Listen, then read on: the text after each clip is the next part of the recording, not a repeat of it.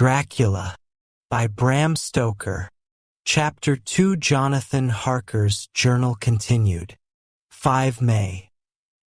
I must have been asleep, for certainly if I had been fully awake I must have noticed the approach of such a remarkable place.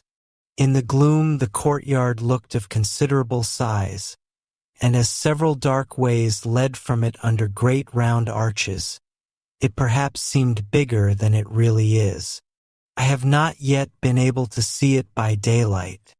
When the calèche stopped, the driver jumped down and held out his hand to assist me to alight.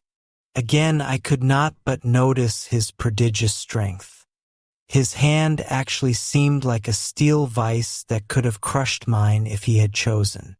Then he took out my traps and placed them on the ground beside me as I stood close to a great door, old and studded with large iron nails, and set in a projecting doorway of massive stone. I could see even in the dim light that the stone was massively carved, but that the carving had been much worn by time and weather. As I stood, the driver jumped again into his seat and shook the reins.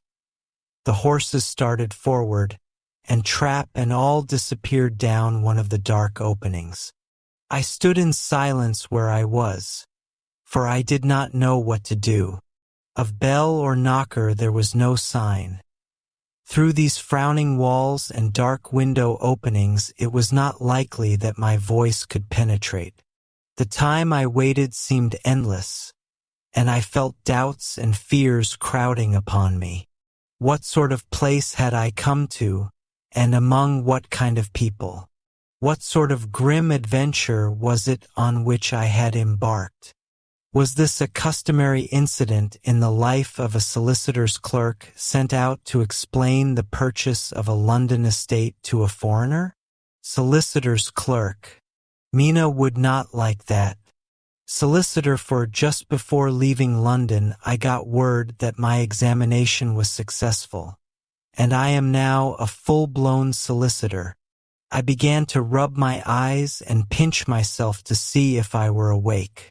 It all seemed like a horrible nightmare to me, and I expected that I should suddenly awake and find myself at home, with the dawn struggling in through the windows, as I had now and again felt in the morning after a day of overwork.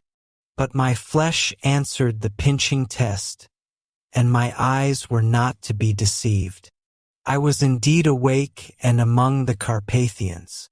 All I could do now was to be patient and to wait the coming of the morning.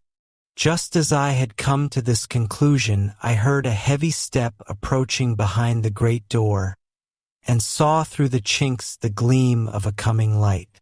Then there was the sound of rattling chains and the clanking of massive bolts drawn back. A key was turned with the loud grating noise of long disuse, and the great door swung back. Within stood a tall old man, clean-shaven save for a long white mustache, and clad in black from head to foot, without a single speck of color about him anywhere. He held in his hand an antique silver lamp, in which the flame burned without chimney or globe of any kind, throwing long quivering shadows as it flickered in the draught of the open door. The old man motioned me in with his right hand with a courtly gesture, saying in excellent English, but with a strange intonation, "Welcome to my house. Enter freely and of your own will." He made no motion of stepping to meet me, but stood like a statue, as though his gesture of welcome had fixed him into stone. The instant, however, that I had stepped over the threshold, he moved impulsively forward, and holding out his hand grasped mine with a strength which made me wince, an effect which was not lessened by the fact that it seemed as cold as ice, more like the hand of a dead than a living man. Again he said, "Welcome to my house. Come freely, go safely, and leave something of the happiness you bring." The strength of the handshake was so much akin to that which I had noticed in the driver, whose face I had not seen, that for a moment I doubted if it were not the same person to whom I was speaking. So to make sure, I said interrogatively, "Count Dracula?" He bowed in a courtly way as he replied, "I am Dracula, and I bid you welcome, Mr. Harker, to my house. Come in. The night air is chill, and you must need to eat and rest." As he was speaking, he put the lamp on a bracket on the wall and, stepping out, took my luggage. He had carried it in before I could forestall him. I protested, but he insisted, "Nay, sir, you are my guest. It is late, and my people are not available. Let me see to your comfort myself." He insisted on carrying my traps along the passage, and then up a great winding stair, and along another great passage, on whose stone floor our steps rang heavily. At the end of this he threw open a heavy door, and I rejoiced to see within a well-lit room in which a table was spread for supper, and on whose mighty hearth a great fire of logs, freshly replenished, flamed and flared. The Count halted, putting down my bags, closed the door, and crossing the room, opened another door, which led into a small octagonal room lit by a single lamp, and seemingly without a window of any sort. Passing through this, he opened another door, and motioned me to enter. It was a welcome sight, for here was a great bedroom well lighted and warmed with another log fire, also added to but lately, for the top logs were fresh, which sent a hollow roar up the wide chimney. The Count himself left my luggage inside and withdrew, saying, before he closed the door, "You will need, after your journey, to refresh yourself by making your toilet. I trust you will find all you wish. When you are ready, come into the other room, where you will find your supper prepared." The light and warmth and the Count's courteous welcome seemed to have dissipated all my doubts and fears. Having then reached my normal state, I discovered that I was half famished with hunger. So making a hasty toilet, I went into the other room. I found supper already laid out. My host, who stood on one side of the great fireplace, leaning against the stonework, made a graceful wave of his hand to the table, and said, "I pray you, be seated and sup how you please. You will, I trust, excuse me that I do not join you, but I have dined already and I do not sup." I handed to him the sealed letter which Mr. Hawkins had entrusted to me. He opened it and read it gravely. Then, with a charming smile, he handed it to me to read. One passage of it, at least, gave me a thrill of pleasure. "I must regret that an attack of gout, from which malady I am a constant sufferer, forbids absolutely any traveling on my part for some time to come. But I am happy to say I can send a sufficient substitute, one in whom I have every possible confidence. He is a young man, full of energy and talent in his own way, and of a very faithful disposition. He is discreet and silent, and has grown into manhood in my service. He shall be ready to attend on you when you will during his stay, and shall take your instructions in all matters." The Count himself came forward and took off the cover of a dish, and I fell to at once on an excellent roast chicken. This, with some cheese and a salad and a bottle of old Tokay, of which I had 2 glasses, was my supper. During the time I was eating it, the Count asked me many questions as to my journey, and I told him by degrees all I had experienced.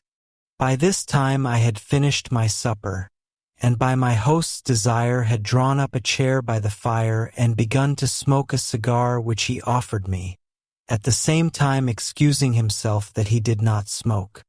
I had now an opportunity of observing him, and found him of a very marked physiognomy. His face was a very strong aquiline, with high bridge of the thin nose and peculiarly arched nostrils, with lofty domed forehead, and hair growing scantily round the temples but profusely elsewhere. His eyebrows were very massive, almost meeting over the nose, and with bushy hair that seemed to curl in its own profusion. The mouth, so far as I could see it under the heavy mustache, was fixed and rather cruel-looking, with peculiarly sharp white teeth. These protruded over the lips, whose remarkable ruddiness showed astonishing vitality in a man of his years. For the rest, his ears were pale, and at the tops extremely pointed. The chin was broad and strong, and the cheeks firm though thin. The general effect was one of extraordinary pallor. Hitherto I had noticed the backs of his hands as they lay on his knees in the firelight, and they had seemed rather white and fine. But seeing them now close to me, I could not but notice that they were rather coarse-browed, with squat fingers. Strange to say, there were hairs in the center of the palm. The nails were long and fine and cut to a sharp point. As the Count leaned over me and his hands touched me, I could not repress a shudder. It may have been that his breath was rank, but a horrible feeling of nausea came over me, which, do what I would, I could not conceal. The Count, evidently noticing it, drew back, and with a grim sort of smile, which showed more than he had yet done his protuberant teeth, sat himself down again on his own side of the fireplace. We were both silent for a while, and as I looked towards the window I saw the first dim streak of the coming dawn. There seemed a strange stillness over everything, but as I listened I heard, as if from down below in the valley, the howling of many wolves. The Count's eyes gleamed, and he said, "Listen to them, the children of the night. What music they make!" Seeing, I suppose, some expression in my face strange to him, he added, "Ah, sir, you dwellers in the city cannot enter into the feelings of the hunter." Then he rose and said, "But you must be tired. Your bedroom is all ready, and tomorrow you shall sleep as late as you will. I have to be away till the afternoon. So sleep well and dream well." With a courteous bow, he opened for me himself the door to the octagonal room, and I entered my bedroom. I am all in a sea of wonders. I doubt. I fear. I think strange things, which I dare not confess to my own soul. God keep me, if only for the sake of those dear to me. 7 May. It is again early morning, but I have rested and enjoyed the last 24 hours. I slept till late in the day, and awoke of my own accord. When I had dressed myself, I went into the room where we had supped, and found a cold breakfast laid out, with coffee kept hot by the pot being placed on the hearth. There was a card on the table, on which was written, "I have to be absent for a while. Do not wait for me. D." I set to and enjoyed a hearty meal. When I had done, I looked for a bell, so that I might let the servants know I had finished, but I could not find one.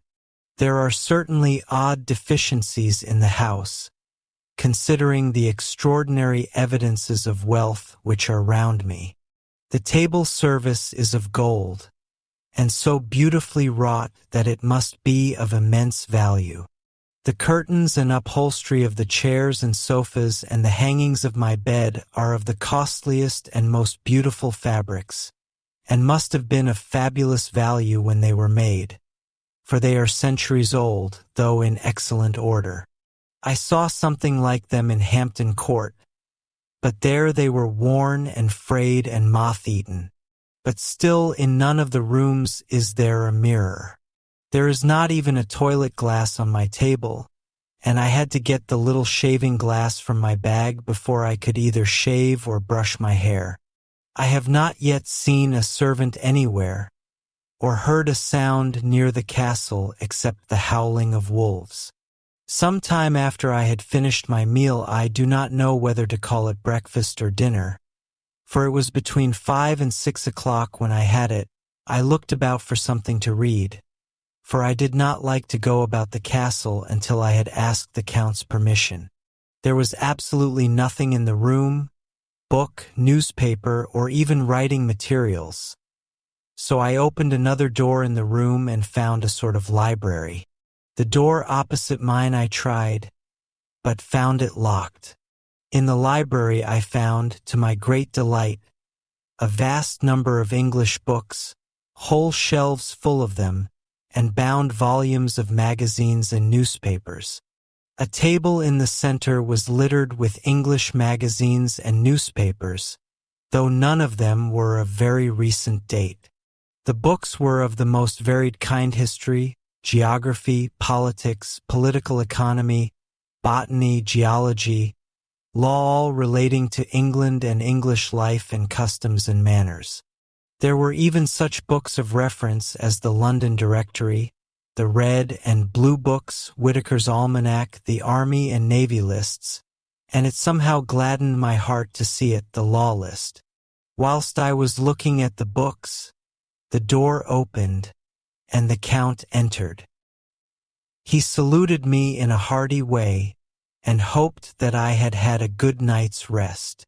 Then he went on, "I am glad you found your way in here, for I am sure there is much that will interest you.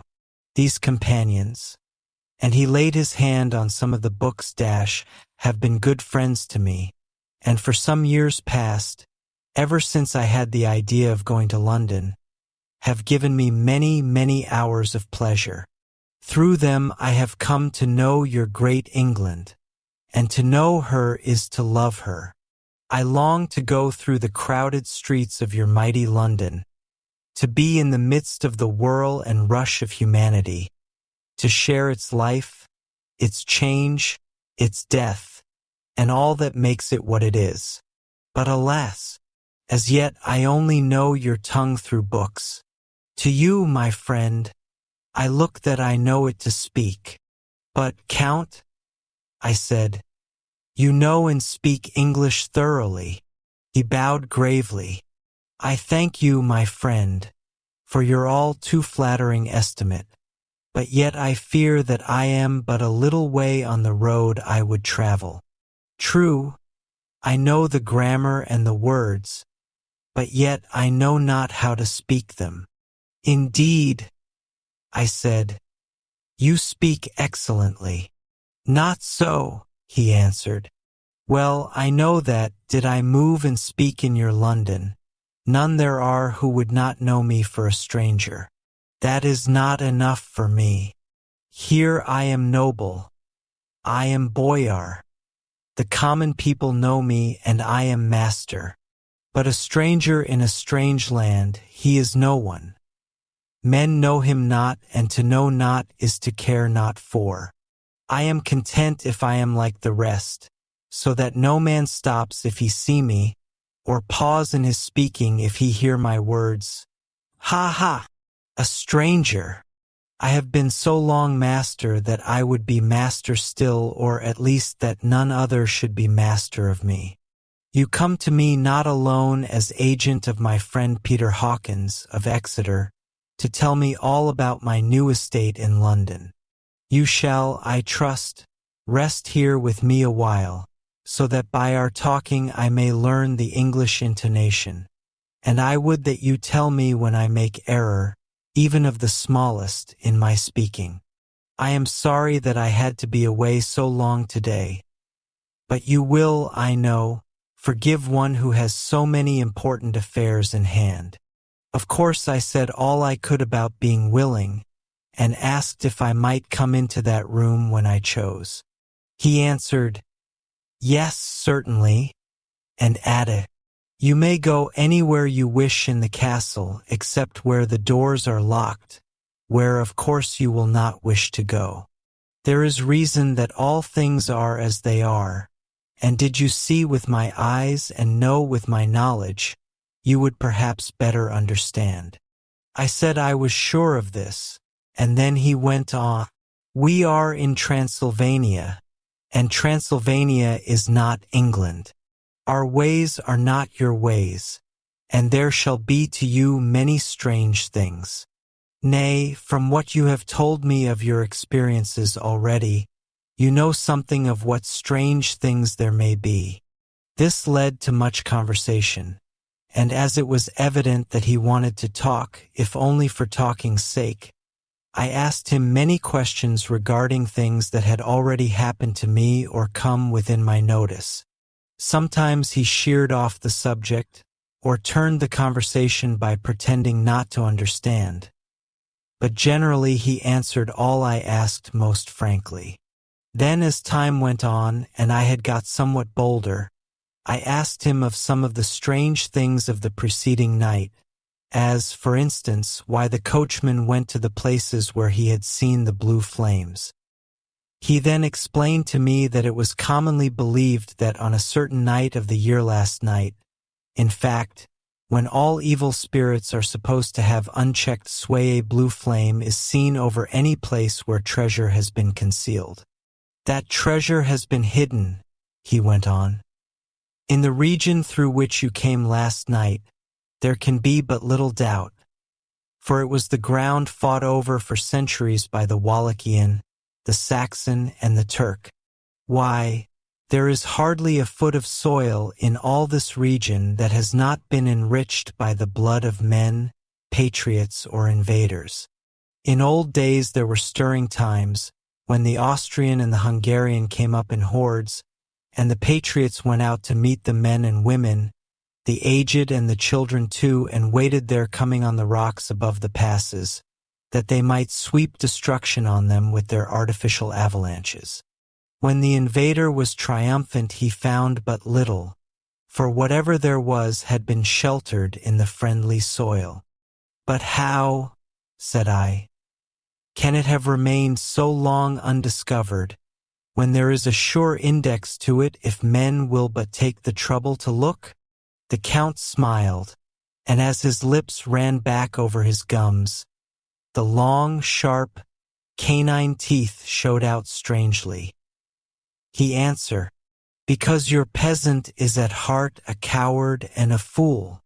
Those flames only appear on one night, and on that night no man of this land will, if he can help it, stir without his doors.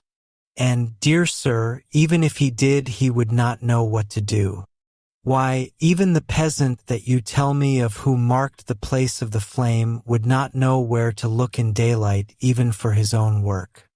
Even you would not, I dare be sworn, be able to find these places again. There you are right, I said. I know no more than the dead where even to look for them. Then we drifted into other matters. Come, he said at last. Tell me of London and of the house which you have procured for me. With an apology for my remissness, I went into my own room to get the papers from my bag. Whilst I was placing them in order, I heard a rattling of china and silver in the next room, and as I passed through, noticed that the table had been cleared and the lamp lit, for it was by this time deep into the dark. The lamps were also lit in the study or library, and I found the Count lying on the sofa, reading, of all things in the world, an English Bradshaw's Guide. When I came in, he cleared the books and papers from the table, and with him I went into plans and deeds and figures of all sorts. He was interested in everything, and asked me a myriad questions about the place and its surroundings. He clearly had studied beforehand all he could get on the subject of the neighborhood, for he evidently at the end knew very much more than I did. When I remarked this, he answered, Well, but, my friend, is it not needful that I should?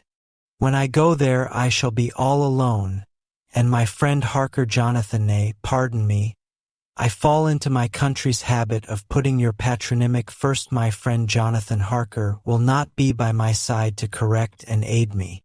He will be in Exeter, miles away, probably working at papers of the law with my other friend, Peter Hawkins. So, we went thoroughly into the business of the purchase of the estate at Purfleet. When I had told him the facts and got his signature to the necessary papers, and had written a letter with them ready to post to Mr. Hawkins, he began to ask me how I had come across so suitable a place. I read to him the notes which I had made at the time, and which I inscribed he. At Purfleet, on a by-road, I came across just such a place as seemed to be required, and where was displayed a dilapidated notice that the place was for sale. It is surrounded by a high wall of ancient structure, built of heavy stones, and has not been repaired for a large number of years. The closed gates are of heavy old oak and iron, all eaten with rust. The estate is called Carfax, no doubt a corruption of the old Cotter face, as the house is four-sided, agreeing with the cardinal points of the compass. It contains in all some 20 acres, quite surrounded by the solid stone wall above mentioned. There are many trees on it, which make it in places gloomy, and there is a deep, dark-looking pond or small lake, evidently fed by some springs, as the water is clear and flows away in a fair-sized stream. The house is very large and of all periods back, I should say, to medieval times, for one part is of stone immensely thick, with only a few windows high up and heavily barred with iron. It looks like part of a keep, and is close to an old chapel or church. I could not enter it, as I had not the key of the door leading to it from the house, but I have taken with my Kodak views of it from various points. The house has been added to, but in a very straggling way, and I can only guess at the amount of ground it covers, which must be very great. There are but few houses close at hand, one being a very large house only recently added to and formed into a private lunatic asylum. It is not, however, visible from the grounds. When I had finished, he said, "I am glad that it is old and big. I myself am of an old family, and to live in a new house would kill me. A house cannot be made habitable in a day, and, after all, how few days go to make up a century. I rejoice also that there is a chapel of old times.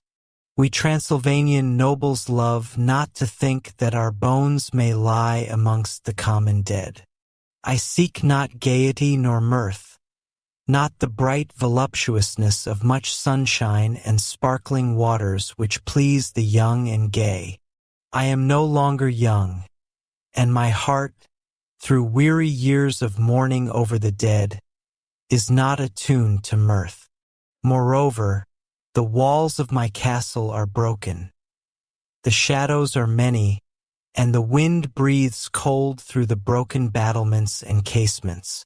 I love the shade and the shadow, and would be alone with my thoughts when I may." Somehow his words and his look did not seem to accord, or else it was that his cast of face made his smile look malignant and saturnine. Presently, with an excuse, he left me, asking me to put all my papers together. He was some little time away, and I began to look at some of the books around me. One was an atlas, which I found opened naturally at England, as if that map had been much used. On looking at it, I found in certain places little rings marked, and on examining these I noticed that one was near London on the east side, manifestly where his new estate was situated. The other two were Exeter and Whitby on the Yorkshire coast. It was the better part of an hour when the Count returned. "Aha!" he said, Still at your books? Good. But you must not work always. Come. I am informed that your supper is ready. He took my arm and we went into the next room, where I found an excellent supper ready on the table. The Count again excused himself, as he had dined out on his being away from home. But he sat as on the previous night and chatted whilst I ate. After supper I smoked, as on the last evening, and the Count stayed with me, chatting and asking questions on every conceivable subject, hour after hour. I felt that it was getting very late indeed, but I did not say anything, for I felt under obligation to meet my host's wishes in every way.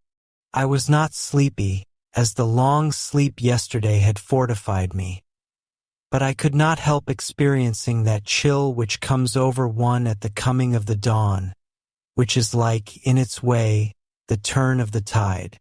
They say that people who are near death die generally at the change to the dawn or at the turn of the tide. Anyone who has, when tired, and tied as it were to his post, experienced this change in the atmosphere can well believe it. All at once we heard the crow of a cock coming up with preternatural shrillness through the clear morning air. Count Dracula, jumping to his feet, said, "Why, there is the morning again. How remiss I am to let you stay up so long. You must make your conversation regarding my dear new country of England less interesting, so that I may not forget how time flies by us." And with a courtly bow, he quickly left me. I went into my own room and drew the curtains, but there was little to notice. My window opened into the courtyard. All I could see was the warm gray of quickening sky. So I pulled the curtains again, and have written of this day, 8 May. I began to fear as I wrote in this book that I was getting too diffuse. But now I am glad that I went into detail from the first, for there is something so strange about this place and all in it that I cannot but feel uneasy. I wish I were safe out of it, or that I had never come. It may be that this strange night existence is telling on me. But would that that were all. If there were anyone to talk to I could bear it. But there is no one. I have only the Count to speak with, and I fear I am myself the only living soul within the place. Let me be prosaic so far as facts can be. It will help me to bear up, and imagination must not run riot with me. If it does, I am lost. Let me say at once how I stand or seem to. I only slept a few hours when I went to bed, and feeling that I could not sleep any more, got up. I had hung my shaving glass by the window, and was just beginning to shave. Suddenly I felt a hand on my shoulder, and heard the Count's voice saying to me, "Good morning." I started, for it amazed me that I had not seen him, since the reflection of the glass covered the whole room behind me. In starting I had cut myself slightly, but did not notice it at the moment. Having answered the Count's salutation, I turned to the glass again to see how I had been mistaken. This time there could be no error, for the man was close to me, and I could see him over my shoulder. But there was no reflection of him in the mirror. The whole room behind me was displayed, but there was no sign of a man in it except myself. This was startling, and, coming on the top of so many strange things, was beginning to increase that vague feeling of uneasiness which I always have when the Count is near. But at the instant I saw that the cut had bled a little, and the blood was trickling over my chin. I laid down the razor, turning as I did so half round to look for some sticking plaster. When the Count saw my face, his eyes blazed with a sort of demoniac fury, and he suddenly made a grab at my throat. I drew away, and his hand touched the string of beads which held the crucifix. It made an instant change in him, for the fury passed so quickly that I could hardly believe that it was ever there. "Take care," he said. "Take care how you cut yourself. It is more dangerous than you think in this country." Then, seizing the shaving glass, he went on. "And this is the wretched thing that has done the mischief. It is a foul bauble of man's vanity. Away with it!" And opening the heavy window with one wrench of his terrible hand, he flung out the glass, which was shattered into 1,000 pieces on the stones of the courtyard far below. Then he withdrew without a word. It is very annoying, for I do not see how I am to shave, unless in my watch case or the bottom of the shaving pot, which is fortunately of metal. When I went into the dining room, breakfast was prepared, but I could not find the Count anywhere, so I breakfasted alone. It is strange that as yet I have not seen the Count eat or drink. He must be a very peculiar man. After breakfast, I did a little exploring in the castle. I went out on the stairs and found a room looking towards the south. The view was magnificent, and from where I stood there was every opportunity of seeing it. The castle is on the very edge of a terrible precipice. A stone falling from the window would fall 1,000 feet without touching anything. As far as the eye can reach is a sea of green treetops, with occasionally a deep rift where there is a chasm. Here and there are silver threads where the rivers wind in deep gorges through the forests. But I am not in heart to describe beauty, for when I had seen the view I explored further. Doors, doors, doors everywhere, and all locked and bolted. In no place save from the windows in the castle walls is there an available exit. The castle is a veritable prison, and I am a prisoner,